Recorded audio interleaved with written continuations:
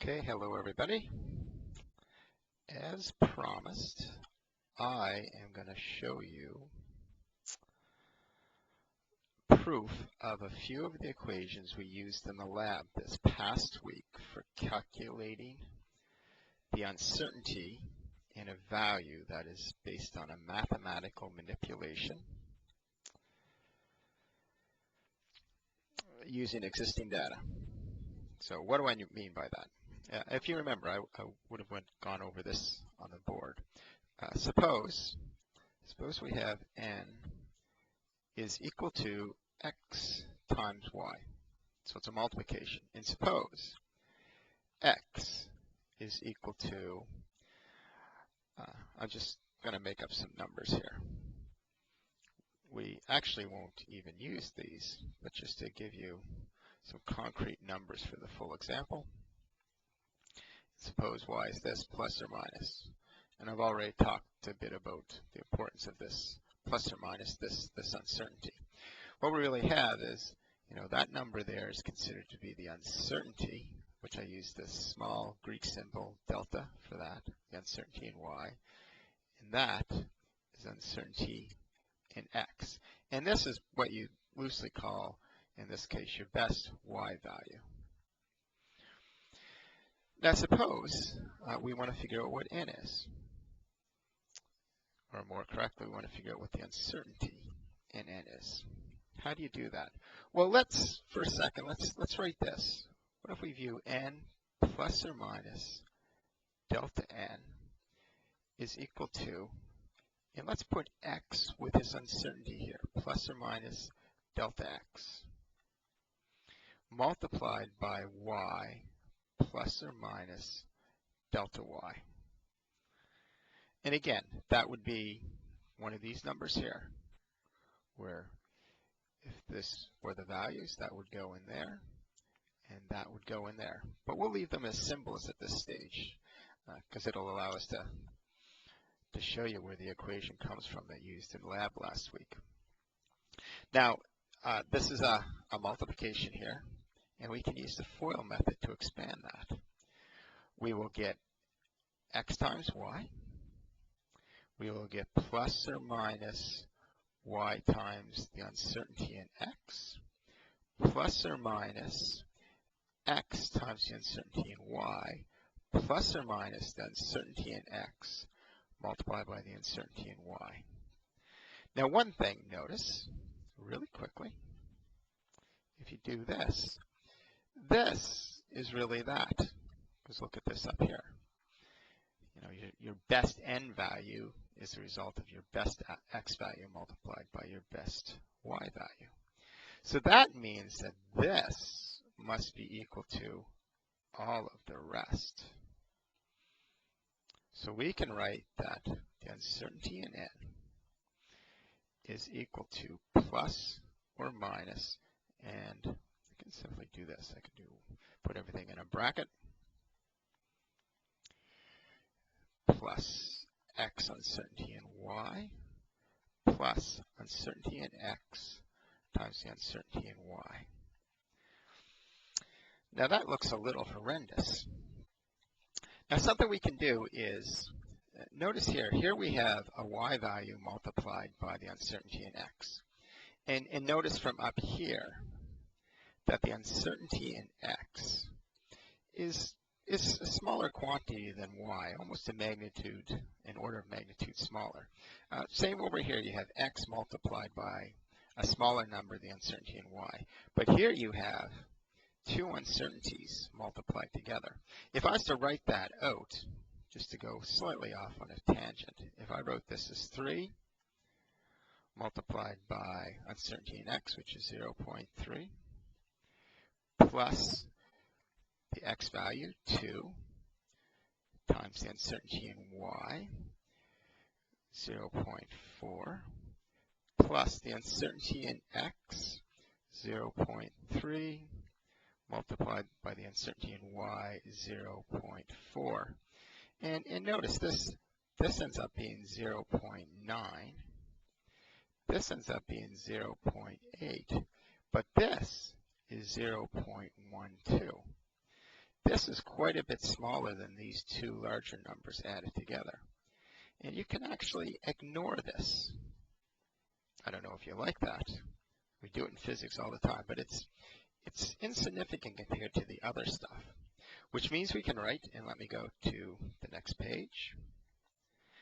I can simply write that the uncertainty in n is equal to plus or minus y, the uncertainty in x, plus x, the uncertainty in y. And I have just dropped off that third term because it's quite small and it's not going to impact my calculation very much. Now, this actually is an equation where you could get the uncertainty in this value. This will actually work. You put in y multiplied by the uncertainty in x plus x, the uncertainty in y. But that tends to be a little bit difficult to remember. So an interesting way to write this to make it a little bit easier on your brain is consider this. Take this and divide it by n.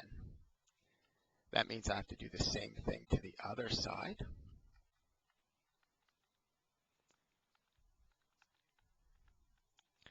Here we are, divide by n. But notice, remember from the previous page, that n is just equal to x times y. So we can say this, y, uncertainty in x, plus x, the uncertainty in y, all over x times y. And again, look at that. If we put x multiplied by y, this guy on the bottom, if we put them under each of these terms separately, which we're allowed to do,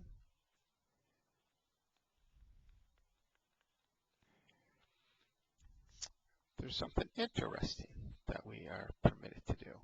Notice here, this y would cancel with that, and that would cancel with that. And we are left with the uncertainty in x over x. Remember, we can't cancel this x here with this x here, because this is the uncertainty in x, and that's the x, so they're different quantities. And should mention I've dropped off the plus minus stuff, but it's still there. But look what we have. So we end up with that the uncertainty in n over n is equal to the uncertainty in x over x plus the uncertainty in y over y. And that is exactly what you used in class for different exercises. If, say, n happened to be x times y times z, you could just do this. And if you went through all of these steps of the previous slide or two, you would discover that. It's as simple as that. Now, while I'm here, and I have you, let me just show you addition and subtraction. And I want to point out, this works for division too. So if this happened to be n is equal to x divided by y over z, it would still look exactly the same. And that can be proven. It's a little bit harder, but you can prove it looks exactly the same. Now, what if you have a couple of numbers added together? What if n is equal to x plus y? And this is actually a simple proof. Again, x really is this quantity.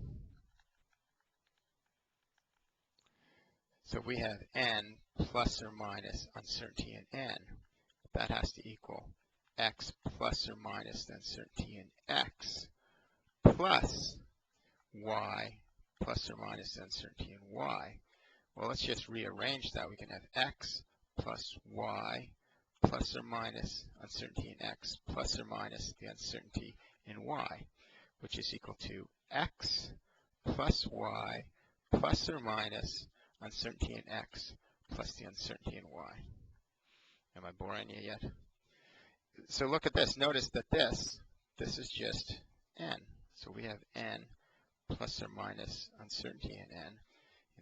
That is just that. So we're left with the uncertainty in n is simply plus or minus the addition of the uncertainty in x plus the uncertainty in y. You add what is known as the absolute errors. If I go back, just point out this, that's called a relative error, all of these. Multiply that by 100 and you have a percent error. This guy is called an absolute error. I should say absolute uncertainty is the more proper term. And this is the same. If this happened to be x minus y, same idea. You add these. And if it happened to be n is equal to x plus y minus z, the uncertainty in n is just the uncertainty in x plus the uncertainty in y plus the uncertainty in z. You don't subtract it just because that's subtracted. And again, you can look at it, and you can even think about it and realize why that must be the case. See, there you go. Very quick, very fast. Those are some of the proofs of the basic ideas. There's a few other things to keep in mind, but those are the big ones. So look, I'll let you go now. If I make this too big, they won't let me post it. So I'll see you guys later.